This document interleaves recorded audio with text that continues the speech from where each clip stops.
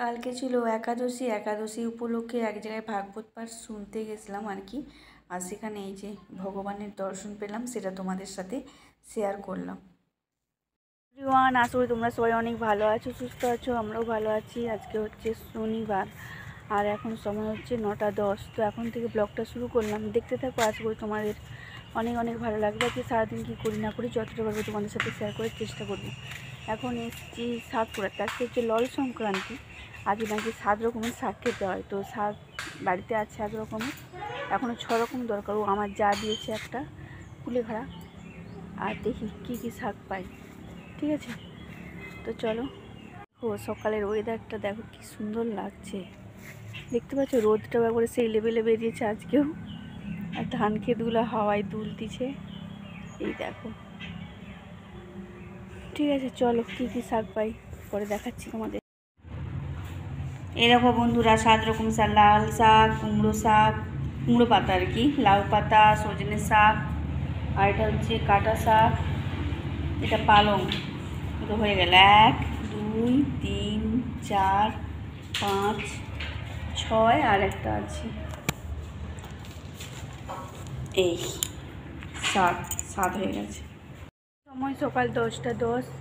ছাদে এলাম জামা কাপড় গুঁড়াতে। কিছু জামা কাপড় গুঁড়েছি। আর কালকে যে গাছগুলো লাগিয়েছিলাম, এই যে টবে দেখা যাচ্ছে, দেখাচ্ছি ব্যাগ। এই যে গাছগুলো যে লাগিয়েছিলাম ওগুলো রোদে ছিল, মানে চড়া রোদ, তো রোদ থেকে সরিয়ে রাখতে হবে। এখন ছোটো ছোটো চারা গাছ।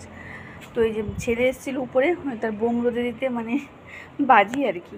তো আমি বললাম যেগুলো সরিয়ে রাখবি, নাহলে রোদ রাখলে ঝালাপালা হয়ে যাবে আর কি। এত ছোটো গাছ রোদ সহ্য করতে পারবে না, তাই ছায়রাটা এখানে রেখে এসে। আর আমি জামা কাপড় গুঁড়িয়েছি, কিছু গুঁড়িয়েছি, শাড়ি টাড়িগুলো, এগুলো ভেজা নাইটি সায়া এগুলো মেলা আছে। আর এই যে ছেলের বোম রোদে দেওয়া আছে, এইগুলোই রোদ দিতে এসেছিল। আমি বললাম জামা এই গাছগুলো সরিয়ে দিই। তো আমিও এলাম দেখতে আবার যে ঠিকঠাকভাবে সরালো নাকি। ঠিক আছে, তো চলো আবার পরে দেখা হচ্ছে। দুপুর 1:28 আমাদের খাওয়া দাওয়া হয়ে গেছে, কাপড় টাপড় ধুয়ে গেছে দেখে বুঝতে পারছি। আর রোদটা বেরিয়েছে, আবার দেখাচ্ছে খবরে আজকে নাকি বৃষ্টি হবে আজ থেকে। ওই যে বিকেলের পর আবহাওয়া চেঞ্জ হয়ে যাবে, দেখা যাক। আর রোদটা কী পরিমাণ দেখা যায়, দেখো কী রোদ। আর আকাশ পুরো পরিষ্কার। তো চলো পরে দেখা যাচ্ছে।